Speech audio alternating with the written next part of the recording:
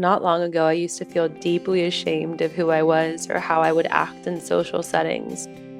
I was very socially anxious, awkward, lacking self love, and I struggled with feeling worthy of having friends. But fast forward to now, and I'm currently traveling and visiting friends all over the world, maintaining beautiful, deep friendships, making new friends along the way, and feeling genuinely comfortable in who I am. My life has actually changed so radically that a few years ago I decided to become a social confidence coach so that I could help people with social anxiety and people who lack self-confidence overcome their limiting beliefs so that they also can be comfortable with who they are and learn how to connect with others. In this video, I'm going to share all the things that I've learned with you, both personally and professionally, so that if you're struggling with social anxiety or making friends, you can use some of this information and start working towards building new habits and ways of viewing yourself. You'd be surprised what you're capable of. Hi, and welcome to my channel, Feeling Divine. My name is Sarah Divine, and I'm a social confidence coach. If you're new here, a lot of the things that we talk about on this channel are self-improvement, mental health, and there'll be some vlogging and personal storytelling as well. But for today's topic about being socially awkward and how to release that and making friends, this is really near and dear to my heart because it's something that I felt for so long for most of my life. So I'm really excited to share all this information with you so that you too can also learn how to navigate these feelings and honestly let them go and discover that really authentic version of yourself that's already there with you, just waiting to be tapped into. So I think a good place to start here would be to acknowledge, like, why are we even socially awkward and why do we struggle to make friends? And the why can be kind of complicated, but I think high level, we tend to overread our social interactions or we have some sort of subconscious beliefs that we haven't really released, like we haven't really processed and released them. So they're holding us back and keeping us attached to this story. So it's possible that the feelings of social awkwardness, social anxiety, or your feeling of not being able to make friends easily just stems from some sort of past trauma or traumas that have impacted you now in the present. Maybe as a child, you had to overanalyze your parents' moods or their behaviors, and that's made you like hypersensitive to overanalyzing other people and how they're reacting or responding to you. And this was a protective mechanism that you developed as a child that you've now brought into present day. Or maybe you feel like people can kind of see right through you and they can see your thoughts and your insecurities, and they're also picking up on that, and that's making you really sensitive and awkward around other people because you feel that they can see those things and that's not what you want them to see. So those are some of the more common things that I see as to why people are socially awkward or why they struggle to make friends. So it's really like a self-centered focus. For example, maybe you're invited to a party and just anticipating going to this party or this social event, your heart starts to race and you get nervous thinking about all the social interactions that you have to do and the people you have to talk to, and you're already thinking about how you're going to be judged and you start to sweat and get anxiety over it. So it's kind of an ironic thing when that happens to us because we're making this event all about us, and that's just like very typical of our egos to make a mountain out of a molehill. But the truth be told is that it's not about us at all. In fact, people rarely think about us. There's too many other things going on in their lives and in the world for them to hyper focus on us. So it's very rare that all the insecurities and thoughts you're having are even being noticed by other people. And if they are being noticed by other people, they probably don't even care. So that's a comforting thought within itself, just understanding and kind of like embedding that into your psyche that it's really not about you, even though you may feel that everything is about you. It's not. Like, this world is so much bigger than you or I. And I promise people are not thinking about you half as much as you think they are. But admittedly, that's probably not enough for you to walk away from this video and feel not socially awkward and able to make friends easily. So let's keep diving in. One key thing to note here is your past literally doesn't define you, including your ability to make friends and your social skills. So not that long ago, I read this book called The Courage to Be Disliked by Alfred Adler, who presented a really interesting theory on human behavior. He believed that we do not suffer from the shock of our experiences, the so-called trauma, but instead we make out of them whatever suits our purposes. We're not determined by our experiences, but the meaning we give to them is self-determining. So in my case, I grew up with two parents that drank really heavily, and I was bullied in school when I was younger, and I just felt really rejected growing up, just in my household and outside of my household. So I created a story of all of these experiences that I wasn't good enough and people didn't like me and I struggled to make friends and I was socially awkward, and I would kind of forcefully try to be outgoing and be friendly and make friends, but people can kind of feel that off you. And I think I really struggled to build genuine connections because the story that I created for myself, the meaning I attributed to my past experiences, was that was the evidence in my life to prove that I am socially awkward. I am not good enough. I am not able to build connections. I'm not lovable, etc. Maybe your story is something similar. Maybe you've had a difficult household. Maybe you were bullied before. Maybe you've lost friends along the way. Maybe you've just never learned the basic social skills growing up, and now you just don't know how to apply them and make friends. But the truth is that everything that you're saying to yourself about what you've been through and the things you've experienced is just a story. Nothing more, nothing less. And that story doesn't define you. And that's not to diminish your past.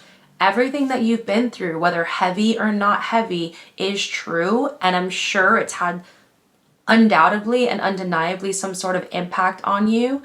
However, you always have the ability to rewrite your story and the meaning attributed to what you went through so that you can show up as a different person today.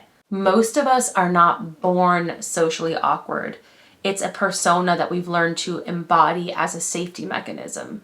As I've told you, I went from being like really socially awkward and feeling rejected constantly to now perhaps being considered like more outgoing, and now I find that I can build connections quite easily. And one of the things that I did was I started changing the story about my past. So rather than looking at myself as someone who had been through a lot of hardship, and because of that I was the way I was and I was socially awkward, I started to say, well, maybe the things that I went through in my past, like the bullying and the rejection that I felt from different people, actually made me more of a resilient person. And maybe the friendships that I've lost along the way has kind of taught me what I do want in a friendship and what I deserve in a friendship. Maybe those rejections really have made me a stronger person, and they have taught me that I can handle rejection. And what if all those times I was rejected, or at least some of the times I was rejected, it wasn't even about me and I just made it about me? What if that person was actually going through something else and they didn't have the ability to give me the friendship that I was hoping for, that I wanted to be reciprocated, or give me the love that I wanted, but they didn't even have the ability to love themselves? So I started to realize maybe so much of what I think is about me isn't actually about me. And maybe the times that people didn't want to be friends with me, they also didn't know how to connect with other people and make friends. Or maybe they just didn't really know me, so we didn't really build a connection. The thing is, there could be so many reasons, and I started to realize that there are so many reasons, and life is full of possibility, and everything that I've been through in the past doesn't necessarily mean that I can only be a certain way now in the present because of all of those experiences. There are so many ways for you to look at things and so many ways for you to attribute meaning to what you've been through. And the point is here that you decide. Okay, so I'm drilling this into you and I'm telling you that you can change how you feel about your past. You can change how you feel about yourself. You can change the way you interpret your social interactions and all those kind of social settings that you put yourself in. But of course, we need to know how, right? Like the understanding is one part, but how do we actually apply this into our lives? So let's get into that now. So I'm going to give you some exercises that I want you to start practicing, because having the understanding is one thing, but the application is super important here, because practice makes perfect. And if you're going to redefine who you are and tap into your authenticity, you're gonna have to practice. And I'm sorry to tell you, but I'm also excited to tell you that there's no way around that. Take a moment, pause the video to grab a piece of pen and paper, and when you're ready, hit play, and I'm gonna tell you what to do. First things first, I really recommend journaling. It's something that I use with my clients, and it's something that I have just seen create breakthroughs in not only people that I work with and friends and family, but also within myself. Putting your thoughts on paper has this unique ability for you to deeply understand who you are, why you're doing the things you're doing, and gives you the opportunity to rewrite your story, both literally and figuratively. So let's do this.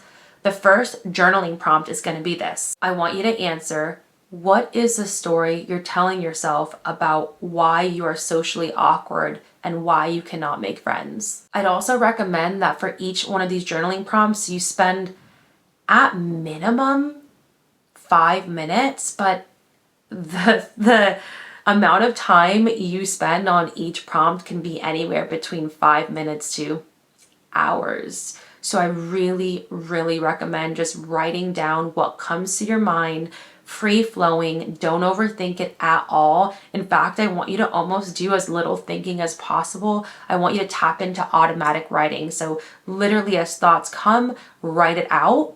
And you can also type it out as well, especially if you're a fast thinker, but I personally prefer pen to paper with my hands. But that's the first prompt. The second prompt is this. What about your story are you willing to let go and no longer define you? In order for you to let go of an old story, a part of yourself that no longer serves you, that's no longer part of who you are, you have to make that decision. And this prompt will help you consciously decide to make that decision and let it go.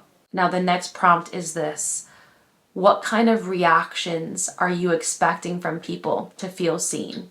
This will help you understand how and what you're overanalyzing when you're in social interactions and what you're expecting from other people, because putting expectations on other people it makes us feel unfulfilled, and expectations creates like a distorted version of reality. So if you want to get into a place where you feel confident and secure in yourself and you can show up authentically, you have to let people be who they are. So understanding what you're expecting so that you can release it is really going to help you study yourself, and we'll get to that more in a moment. And the last prompt I want you to answer is, what can you tell yourself that is more objective when you're not getting the reaction you desire? This is helping you rewrite your story. What can you tell yourself that helps you feel calm and at peace if someone's reacting in a weird way? So many things, if not most things, debatably all things, are not about us and more about the other person. So the gist of this is you need to practice making things not about you,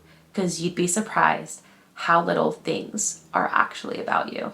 Okay, so the next thing is you're going to have to read, my friend. And if you don't like to read, then you can listen to an audiobook. But I really want to emphasize this because knowledge is power, and this is really important for you to understand yourself and understand other people and kind of get through this chapter of your life, if you will. So if you really want to learn how to not be socially awkward and be authentic and make friends, you got to learn and upskill and study yourself. And this is all part of that. So the books that I recommend are The Courage to Be Disliked, obviously, because I brought that up earlier. Really good book in understanding how we associate meaning to trauma or past experiences and how we can change that and recreate our story, thus recreating ourselves. Now, the next book I recommend is Friendship in the Age of Loneliness, An Optimist's Guide to Connection. This is a really good book in understanding how to make friends and the dynamic and psychology of doing it. And then the last book would be How to Be Yourself, Quiet Your Inner Critic and Rise Above Social Anxiety. This was a really good book for me to read, and it really helped me understand where my social anxiety was coming from, how to kind of befriend that inner critic that we all have and understand that it's not telling us the truth about ourselves, and then to release that and understand who we really are. You don't necessarily have to read books from the list that I gave you. This is my personal recommendation, but I do again want to emphasize that reading is power. Reading any book that's dedicated to social awkwardness, social anxiety, learning to make friends will help you, or will likely help you in some way, at least to understand yourself and know that, like anything in life, you can actually learn these skills. Like, you can really adapt, reinvent yourself, and learn skills on how to connect with other people. So please do not skip over this step. Now, the journaling and the reading, as I said, is going to help you study yourself. And this part's really important. The purpose of studying yourself is to understand what you like, what you don't like, who you are, and how to show up authentically. And showing up authentically means doing things that make you feel good, being who you really are, not showing up with a mask or kind of being someone that you think people want to see or how you think people want you to be. Like, you eliminate those parts of yourself and you show up just the way you want to show up. If we show up the way we think we need to show up to fit in, to be liked or be accepted, often that tends to have the opposite effect. It can actually repel people and make them feel like you're not genuine and, you're not yourself, and people can just feel that. So we want to avoid that. We really want to learn, how can I show up as beautiful me? This continued practice of showing up how you truly want to show up in a way that makes you feel good will start to create momentum. And with time, as you continue to do this, you're going to start to see slowly a new version of yourself evolving. You're going to start becoming a different person. And what I like to believe, the person you really are, the person that's with you the whole time, but maybe you've been a little disconnected from, or maybe you just haven't practiced being that highest version of yourself. But that version of you is in there. And now, as you show up authentically, you're starting to tap into that person. And I do need to emphasize this point too. You have to be okay with rejection. When you start saying no to the things you actually want to say no to, that might make people uncomfortable, or they might not be used to this new version of you. Or when you start saying yes to life and saying, yes, I will ask this person out on a date, or yes, I will approach this person and ask if they want to go for a coffee, or yes, I will go out with these new group of friends. There's always the possibility of rejection. But the kind of exciting thing about this is, if rejection's holding you back now and you're not doing the things you love or want to do because you're afraid of rejection, if you start to embrace rejection and be okay with it, you'll feel more resilient to it, and you won't be as sensitive to it with time, because all that exposure will make you more of a resilient person. So being okay with someone saying no to you, or someone not liking you, or being misunderstood will actually help you in the long term be okay in general when you experience these things, and will boost your confidence, because people who are confident and secure within themselves and make friends easily and build connections are typically okay with rejection, because they understand that's part of the human experience. Not everyone's going to like us. Not everyone's going to understand us. So I just don't think there's a way around that. But if you can befriend that and kind of learn how to process rejection, let it go, you've just developed a superpower. Now, the last exercise I want to give you is actually analyzing other people that you know of or that you meet that do tend to build connections easily and make friends and show up authentically.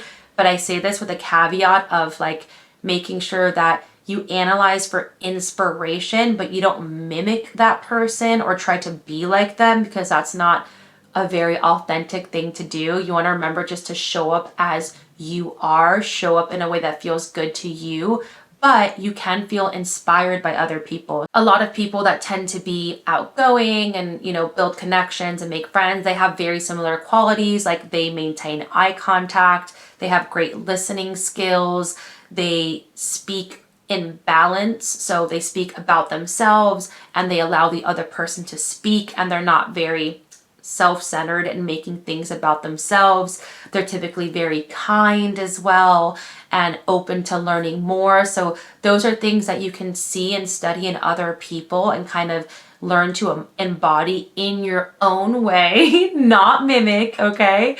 And I think just like having that experience of just like looking and observing other people can really help you as well. And what I want to add to that is this: anytime you do something from a place of love, if you approach someone lovingly, if you say things with love, if you do things because you love yourself, I believe you are in true alignment with who you are, which is an expression of love.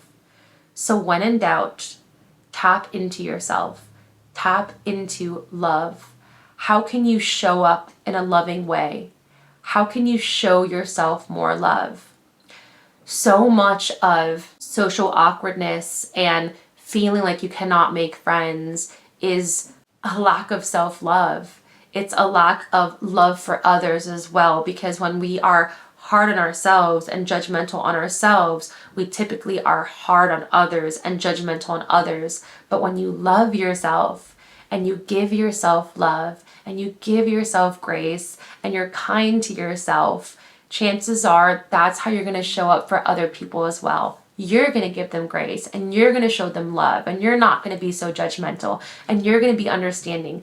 And that is a very attractive energy, just being loving and spreading love. People love that because that is an energy that we all have and that we all like to feel and experience. So hopefully this helped you. If you like what you saw, make sure you subscribe. And if you ever want to work with me or ask me any questions, feel free to email me. I also have a newsletter sign up that I have just started, which I'm really excited about. You can find it in the description box or on my About page on YouTube. Thank you so much for watching.